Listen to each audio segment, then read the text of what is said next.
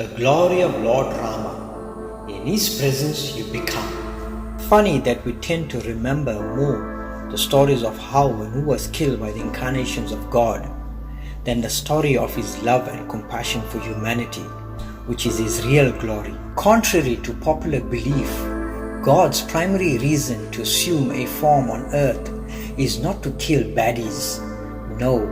Lord Krishna declares in the Bhagavad Gita, Paritranaya sadhunam vinashaya cha dushkritam dharma samstapanartaya sambhavami yuge yuge. God incarnates in human form to bless and grace his devotees with his form and presence is the primary reason for his incarnation, as mentioned by Lord Krishna. And while living a human life on earth, those almost invincible baddies with their big egos see the incarnation as a mere human and challenge God.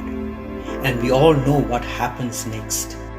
But no doubt, these baddies must have been privileged to see God before they leave their bodies. Actually, nobody dies by the hands of God. They are released from their ignorance, which puts an end to their rebirth. Like everything in time, the practice of Dharma too declines, and through the actions and teachings of God, Dharma is re-established. It is a fact that most of our learnings in life, on which our character is formed, is through the medium of role modeling. And it is a fact that most of our Hindu culture and traditions are taught and learned through the medium of see, learn, do, and become.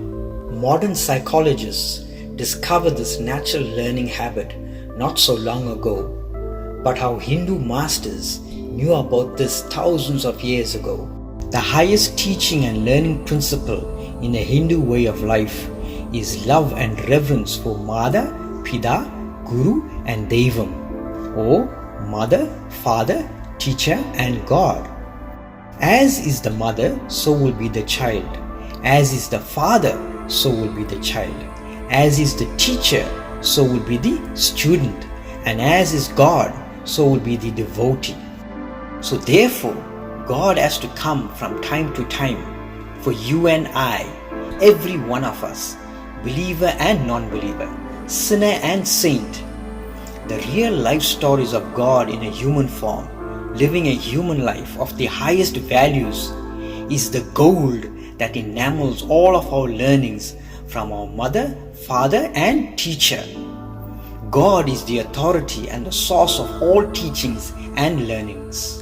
Lord Rama, an incarnation of Lord Vishnu, born in the lineage of Lord Surya, whom in his presence softens the heart and illumines the mind.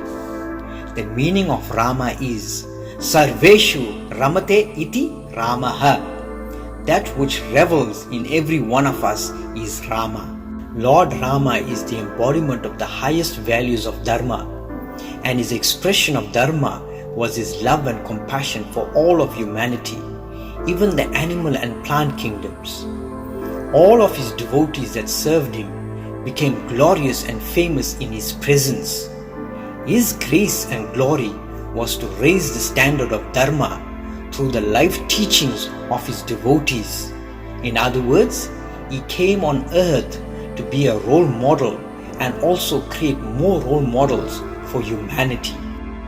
Many people question some of Lord Rama's actions only because they superimpose the ever-changing and declining laws of man on God, when we are supposed to maintain the laws of God on man. Sage Valmiki and Saint Tulsidasa's Ramayanas are one of the most beautiful scriptures that paint a vivid picture of the glories of Lord Rama.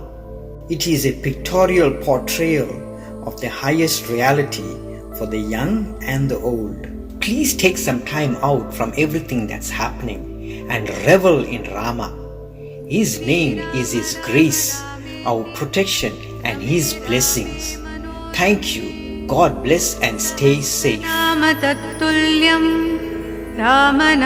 Varanane